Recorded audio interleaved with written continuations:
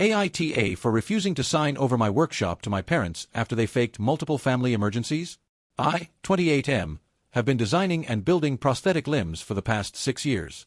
I started in my garage after completing my biomedical engineering degree, and 3 years ago, I was finally able to purchase a small commercial building to serve as my workshop and fitting center.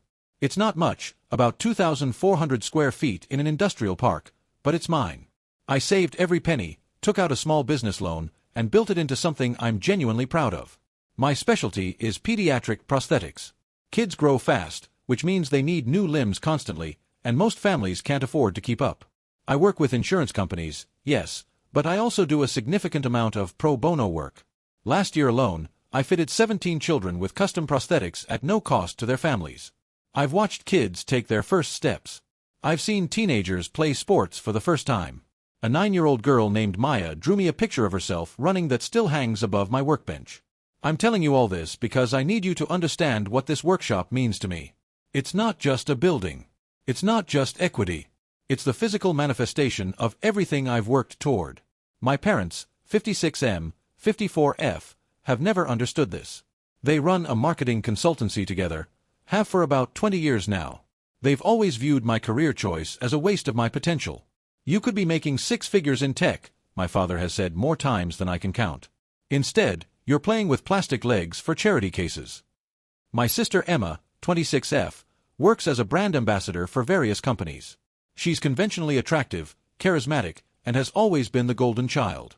She does influencer work, attends launch parties, and gets paid to post about products on social media.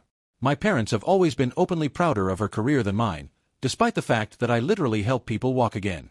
About 8 months ago, my parents started pressuring me to add them to the deed of my workshop building. Their reasoning kept shifting.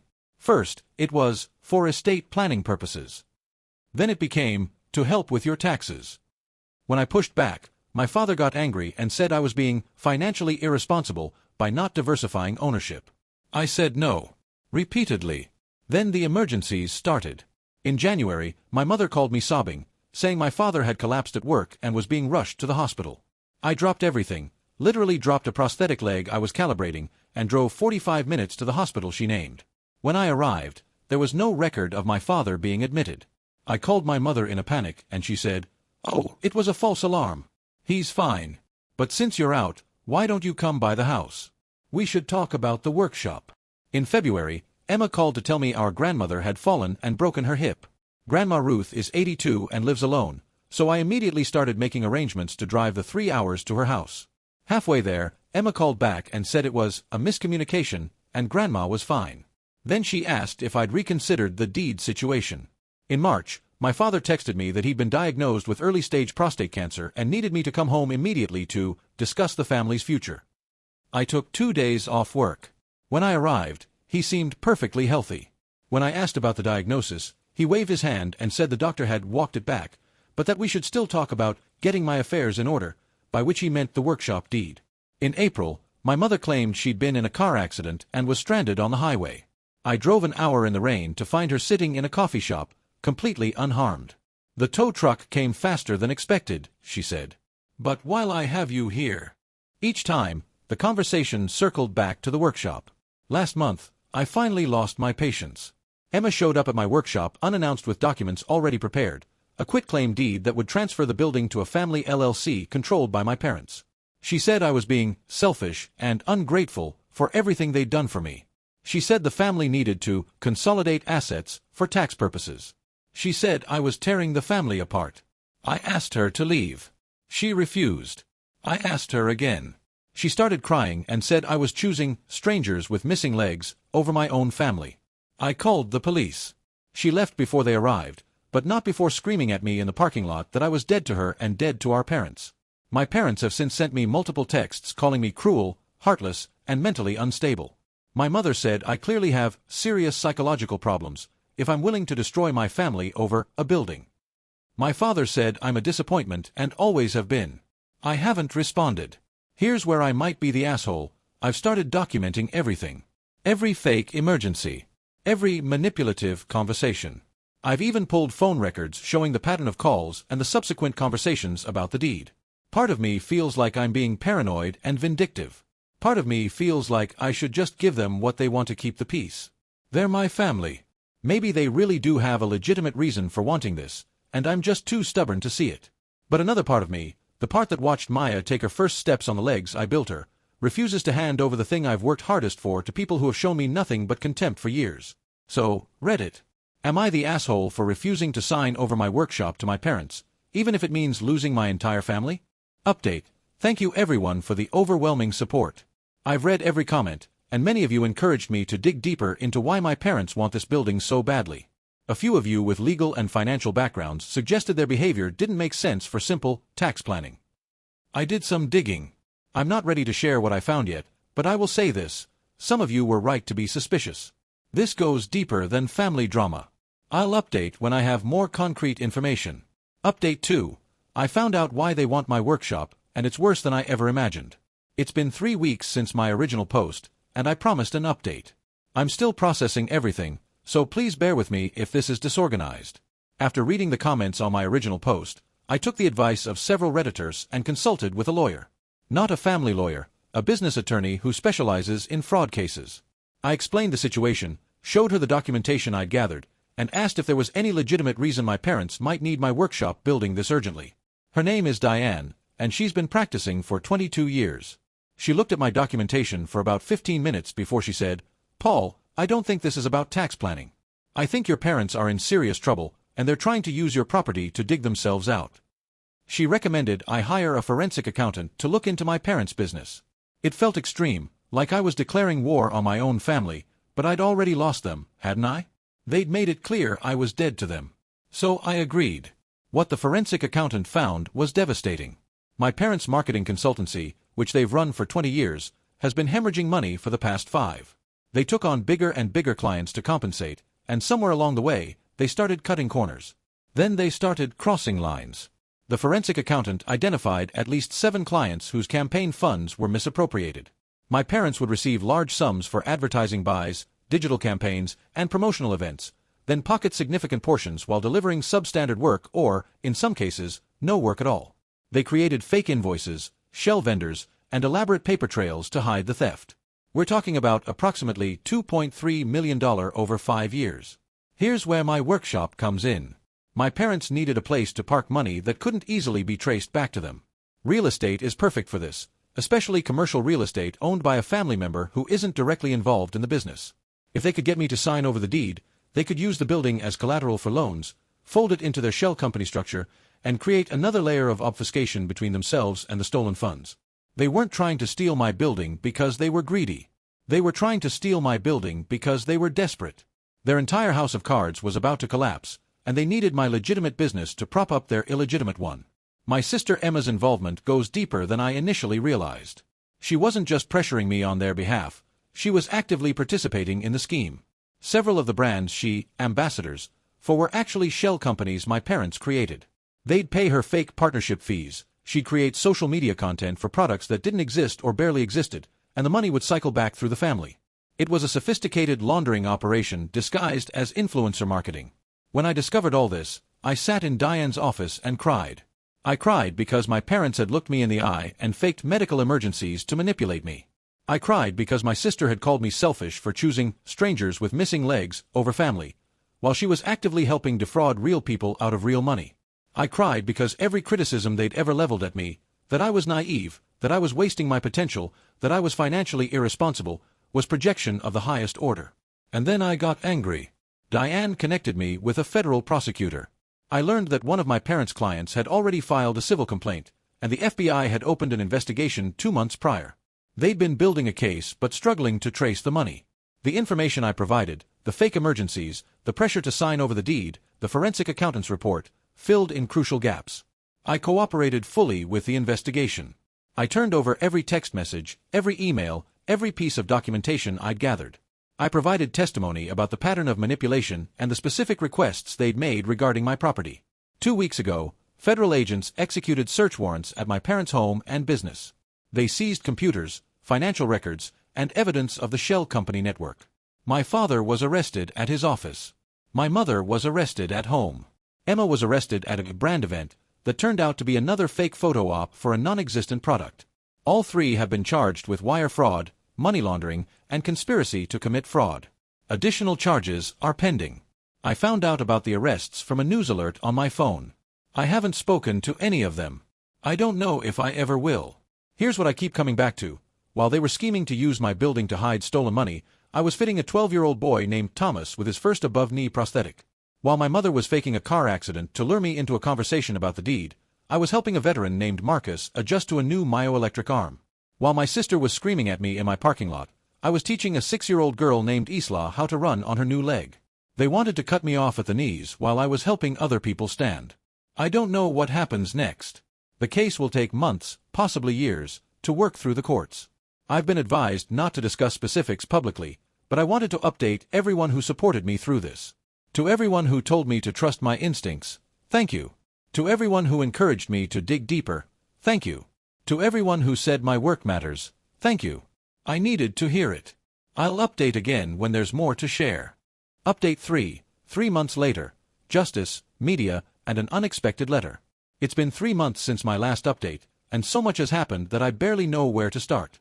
I've rewritten this post 4 times trying to organize my thoughts. I'm going to do my best to cover everything, but please forgive me if I jump around.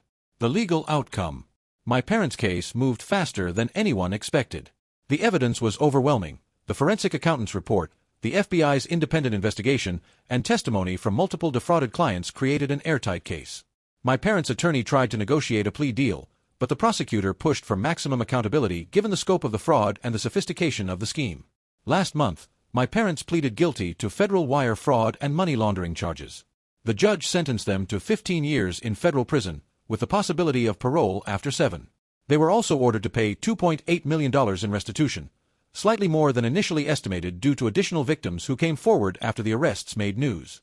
Their marketing licenses were permanently revoked. Their business was dissolved. Their assets, including their home, their cars, and their investment accounts, were seized to help satisfy the restitution order. My father is 56 years old. My mother is 54. If they serve the full sentence, they'll be in their 70s when they're released. I watched the sentencing via a video link. I chose not to attend in person because I didn't trust myself to maintain composure. When the judge read the sentence, my mother looked at the camera, looked directly at me, somehow, even though she couldn't have known I was watching, and her expression wasn't remorseful. It was angry. Even at the end, she was angry at me for not saving them. My father didn't look up at all. My sister's outcome.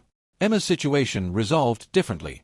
Because she was younger, less central to the scheme's architecture, and cooperated fully with prosecutors after her arrest, she received a reduced sentence. She pleaded guilty to conspiracy charges and was sentenced to 3 years of probation and 500 hours of community service. She was also ordered to repay approximately $340,000 in fraudulent partnership fees she'd received through the shell companies. The more immediate consequence was professional. Within 48 hours of her arrest becoming public, every legitimate brand she'd partnered with terminated their contracts. Her social media accounts were flooded with comments from people who'd been deceived by her fake endorsements. Several influencer networks blacklisted her.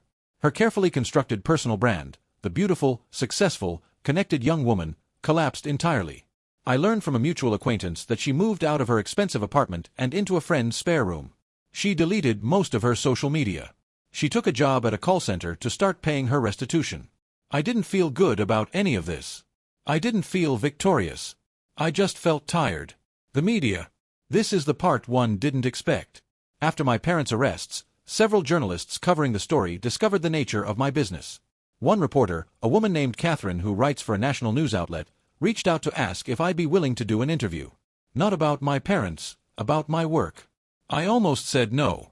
I was exhausted, emotionally drained, and the last thing I wanted was more attention. But Catherine said something that changed my mind. She said, "I've spent 2 weeks writing about people who hurt others.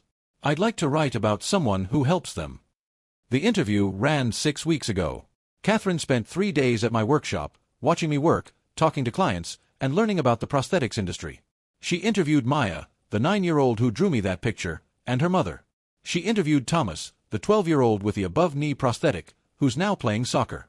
She interviewed Marcus, the veteran, who teared up talking about what getting his myoelectric arm meant for his independence. The article was titled, "The Engineer Who Helps People Stand While His Family Tried to Bring Him Down." It went viral. Within a week, I'd received over 2,000 emails. Families seeking help for their children. Amputees asking about my fitting process. Donors offering financial support. Engineers asking if I had internship positions available. A major prosthetics manufacturer reached out about a potential partnership. A children's hospital invited me to consult on their pediatric orthopedic program. I was featured on 2 national morning shows. A documentary crew asked to film my work over the next year. A senator's office contacted me about testifying before a congressional committee on prosthetics accessibility. I said yes to most of it.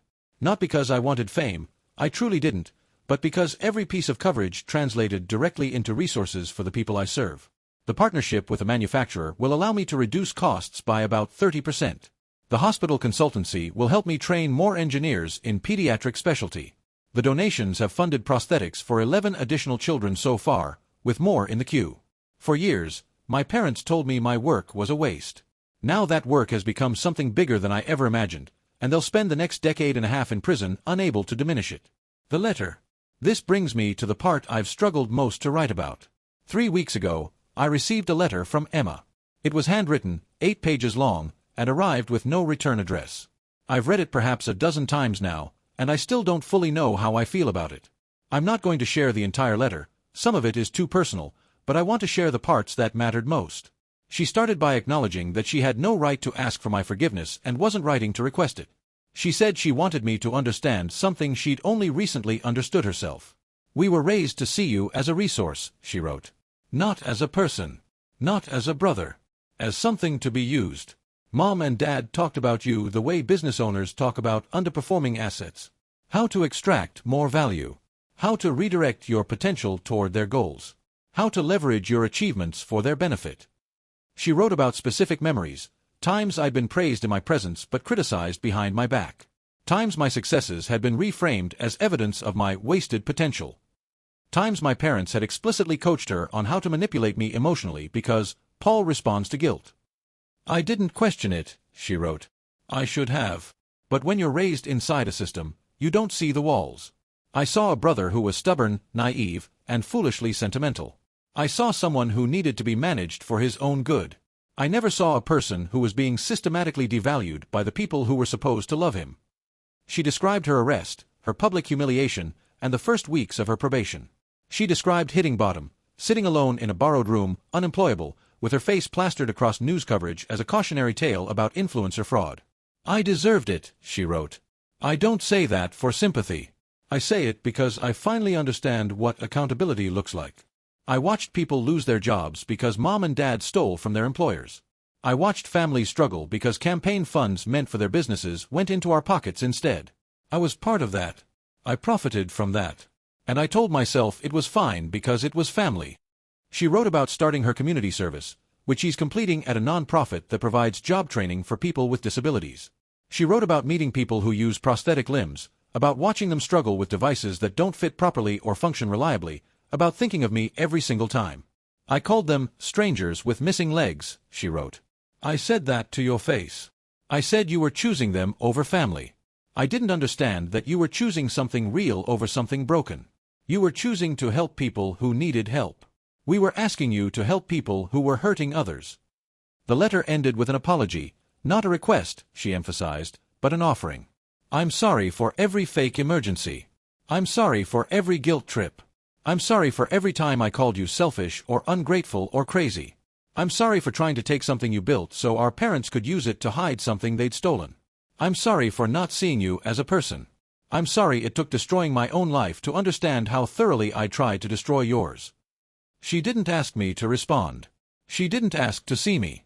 She said she was writing because she owed me the truth, and the truth was that she'd been raised wrong and had chosen to perpetuate that wrongness rather than question it. "If you never speak to me again," she wrote, "I understand. But I want you to know that when I see someone walk on a prosthetic leg now, I think of you. And I think of who I could have been if I'd chosen to see what you were actually doing instead of what I was told you were doing. You helped people stand. I helped people fall. I have to live with that. Where things stand now. I haven't responded to Emma's letter yet. I don't know if I will. Part of me wants to believe people can change, especially someone who was, as she says, raised inside a system that taught her to see me as an asset rather than a person. Another part of me remembers her screaming in my parking lot, her contempt palpable, her certainty that I was the problem absolute. Trust, once broken, is not easily rebuilt. And some breaks might be permanent. My parents have not written. My father has not called from prison. My mother has sent nothing. I don't expect that to change. They're not sorry for what they did, they're sorry they got caught. There's a difference, and I've learned to recognize it. As for me, I'm doing better than I would have thought possible 6 months ago. The workshop is thriving. The partnership with the manufacturer is moving forward. Next month, I'm flying to present at a national conference on pediatric prosthetics innovation. Maya's mother sent me a video of Maya running in a track meet. She came in 3rd place. She was so happy she cried. I still think about what my parents said to me over the years. That I was wasting my potential. That I was naive. That I was choosing strangers over family. Maybe they were right about one thing. I did choose. I chose to build something that helps people. I chose to prioritize integrity over profit. I chose to say no when my family demanded I compromise everything I'd worked for. And when the people who were supposed to love me tried to cut me off at the knees, I chose to keep helping others stand. That's not a waste. That's exactly what I was meant to do. Final edit. Thank you to everyone who's followed this story. I've received thousands of messages, and while I can't respond to all of them, please know that every word of support has meant more than I can express. Several people have asked if they can donate to help fund prosthetics for families in need. I'm working with my lawyer to establish a formal non-profit for this purpose and will update when it's available. To everyone who told me to trust myself when my family said I was crazy, you were right. To everyone who encouraged me to keep fighting when I wanted to give up, thank you. To everyone who shared their own stories of family manipulation and recovery, you're not alone. And to Maya, Thomas, Marcus, Isla, and every person who's walked through my workshop door looking for help, you're why I do this. You'll always be why I do this. Some families are born. Some are built. And sometimes, the family you build matters more than the one you were born into. Thank you, Reddit. I'll see you on the other side.